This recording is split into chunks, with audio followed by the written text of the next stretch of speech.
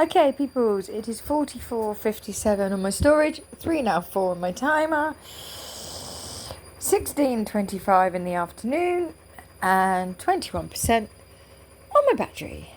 Now, I thought I did this the other day, but Glitch is telling me to do it again, so we'll do it again. And this time he wants me to be more specific, so I will be more specific.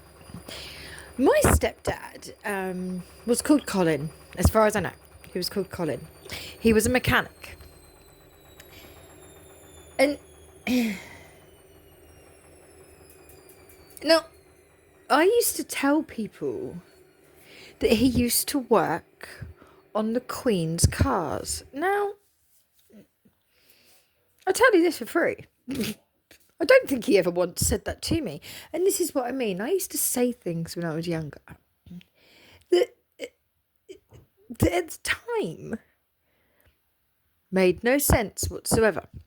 I used to dream things and I'd come out with things after I dreamt them.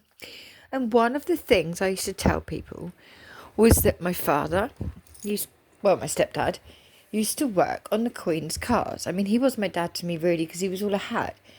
But he was a mechanic and I used to tell people he used to work on the Queen's cars. Now,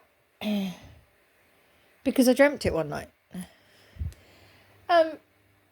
What relevance this has to you, unless you used to work 134, 135 on my timer, unless you used to work on the Queen's cars, I really don't know what to say to you. Apart from maybe this means something to you.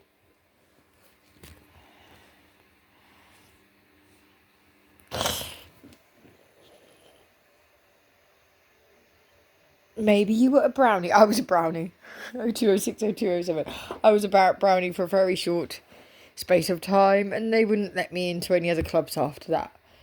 Although Sea Cadets, I did enjoy Sea Cadets a lot. I went to Sea Cadets for a short while, but the knots, I couldn't remember which knots were called which and which.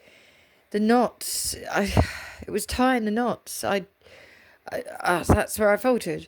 I used to love the discipline. I used to love it. I'm a little bit disappointed with Scouts over here where I am. They don't do tent inspections here. They don't do uniform inspections. They don't do tent inspections. They don't do any sort of inspection whatsoever. It's all very relaxed, babe. It's all very relaxed, which I guess is good, but it doesn't really prepare any of the kids in Scouts. If they then, after they become explorers, if they then, make that transition into cadets, doesn't really help them to then prepare for a life in the services. And the thing is, people with autism and things, they can't get access into the army and places like that, which is a shame because they're perfect candidates. Because it's like when I had my children, I was in my element because they had to have a routine. They had to have breakfast, lunch, dinner, and they had to have their feeds every 4 hours. They had to have their asses changed every 4 hours. They had this, and it was all very regimented, which is the way I work very well. Very, very well. If I know what's going on, what time I got to do it, how I got to do it, and you only have to show me once how to do it, and trust me. But so, yeah, I kind of feel sorry. I don't know how we got onto that. Maybe you were a cadet. Maybe your dad worked on the Queen's cars, babes. But it goes back to something else. Now, when I was 12, I used to tell people that I had HIV. And I didn't. I don't. I really don't. I can prove that. I really, really don't. But I used to tell people that I did. Now, I remember the girl, Carla. She was my stepdad now, who I don't see. His name is Keith. You might resonate with the word Keith. Well, his stepdaughter, Carla, from his second wife, before he just one day got up and went, I don't love you anymore, Helen. And sadly walked into the fate of my mother. I was writing to his daughter. And I was telling, because her and I used to sometimes write to each other. And I used to tell her all sorts of weird and wonderful things. Some were true, some were not. But stuff that I dreamt. And that because then I didn't know how to get it out of my head, and I wouldn't be quite come out of the person that I was in the dream.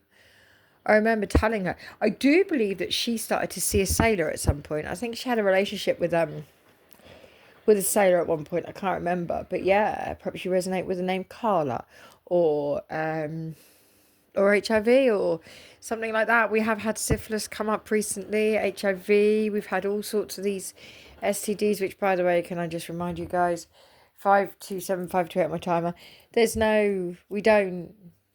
We don't cuss people. We don't judge people for any diseases, whether they knew they were going to get them or not. Okay, we don't. An illness is an illness, and that's punishment enough. If someone has been a bit reckless with their, sexual safety, then it's punishment enough. I think I've told you before. I was friends with this guy Andrew.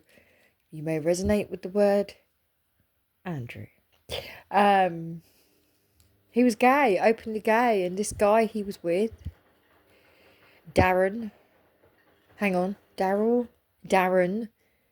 He was older than he was, a good 20 years older. But, they were together a couple of years, and he was really quite nasty to Andrew. And every time, eventually when Andrew decided I'm leaving, this guy, he messaged him and he said, well, you think you can escape me, you can't.